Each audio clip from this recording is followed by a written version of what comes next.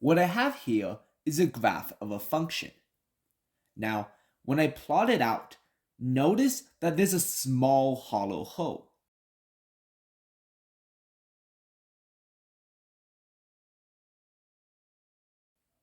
This is specifically a removable discontinuity, which is a point that's on the graph that does not exist.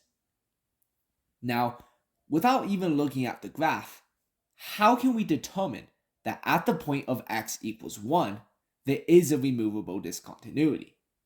The numerator and the denominator both have a common factor.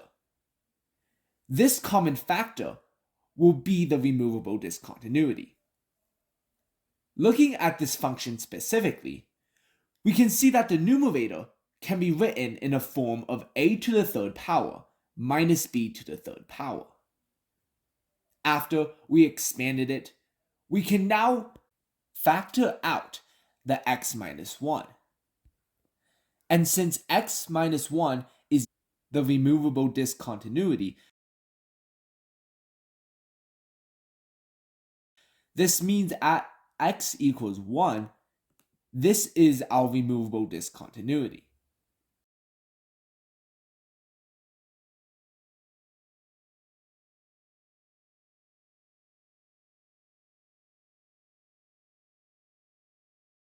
And when we double check our graph to see, indeed at x equals 1, there is a hole.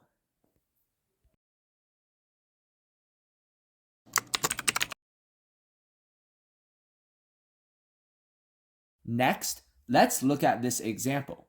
Feel free to pause it and try to solve out the removable discontinuity. Pay attention to the denominator. Again, we can write it in the form of a squared minus b squared.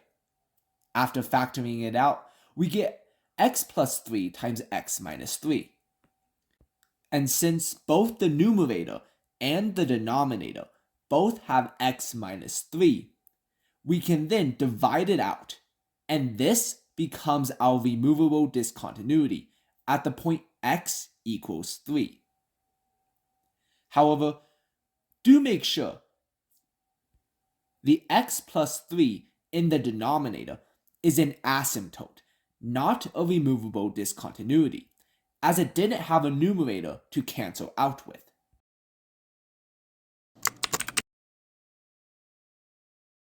Finally, let's look at this final example. Feel free to pause it and solve it yourself. Pay attention to the denominator. It's in the form of a quadratic. This means that we can factor it out into x minus 3 times x minus 1. Now, since both the numerator and the denominator both have x minus 3, we can cancel it out.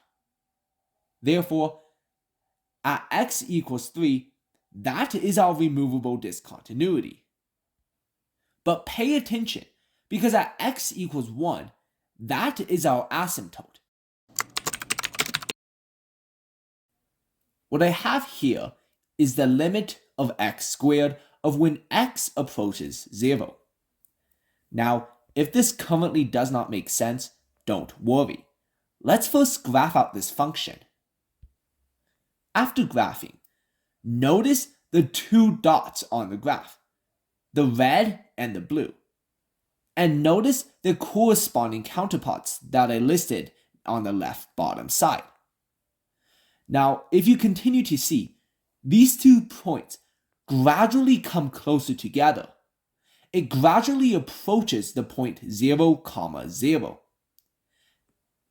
That is precisely of what a limit is.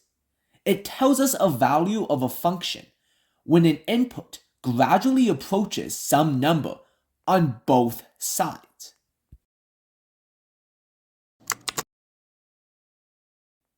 Finally, here is another example. Feel free to try and solve it. What I have here is another limit. But this time, try plugging in the -2. Well, if you do the math, it comes out as 0 over 0.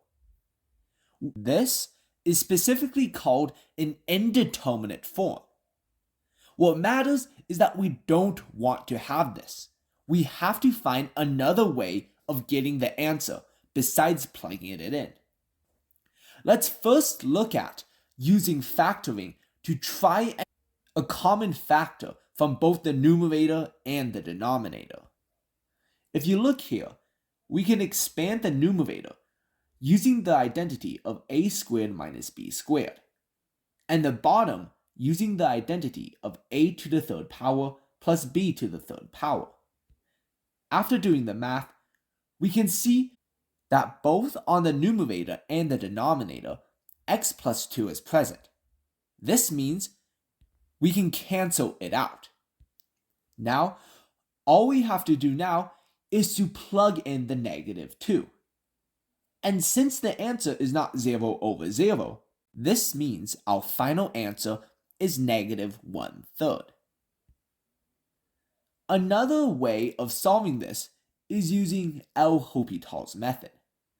This is a little bit more advanced, as you have to understand derivatives. However, I will just quickly go over this. Again, we have 0 over 0. This satisfies L'Hopital. As a result, we can take the derivative of both the top function and the bottom function. If we continue to do this, we get the final answer of negative 1/3, which does work out.